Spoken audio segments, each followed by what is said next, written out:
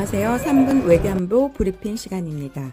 오늘은 2020년 2월 19일 수요일입니다. 한미 3대 안보 현안, 사드, 지소미아, 방위비의 조속한 해결이 필요한데요.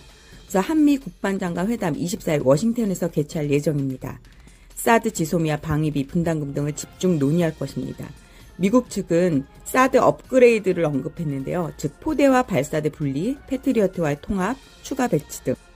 한편 우리 군은 중국의 반발이 재현될까 신중한 모드를 취하고 있는 입장인데요.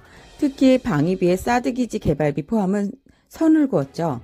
장관선에서 논의 안 해라고요. 지소미아 관련 입장차 표출도 우려되고 있습니다.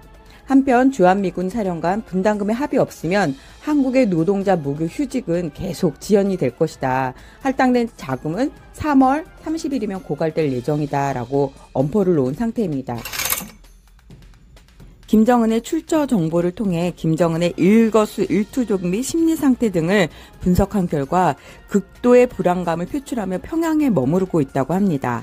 김정은의 출처 정보, All Source Intelligence에 보면 인적 정보, 통신 정보, 영상 정보 등 모든 정보를 취합해 봤을 때 극도로 불안해하는 상태라고 합니다. 이에 실제로 김정은은 올 들어 현지 지도 1회 등 공개 활동은 단 5회에 불과했는데요. 연평균 14회에 비교하면 매우 저조한 상태이고 2012년 집권 이후 가장 낮은 최저의 상태라고 합니다. 트럼프 정부와 트럼프의 전 참모들이 북한 문제에 대해서 대립각을 세우고 있는 상황인데요. 트럼프 전 참모들은 대북 정책 실패, 북한은 비핵화 의사가 없다라고 한 반면 미국 정부는 비핵화 협상 재개 타진 중이다라고 발표를 하고 있습니다.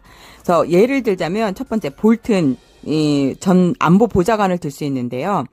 북한은 핵 포기를 위한 전략적 결단에 어떠한 증거도 없다. 결국 트럼프의 대북 외교는 실패로 봐야 한다라고 했고요. 특히 북한은 40년간 4번의 중대한 합의를 했으나 한 번도 지킨 적이 없다며 북한의 비핵화를 실패한 운명으로 규정짓고 있습니다. 또한 그 두 번째로 켈리 전 비서실장인데요. 비핵화를 위한 미북 정상회담의 효과는 결과적으로 없다라고 말을 했고요. 북한 김정은은 아직도 트럼프를 기만 중이다라고 했습니다. 한편 미국 트럼프 진영의 폼페이오 장관은 북한 협상 테이블로 복귀시키기 위해 노력하는 중이다라고 했고요. 오브라이언은 미북 대화가 계속되길 기대한다라고 입장을 표명했습니다.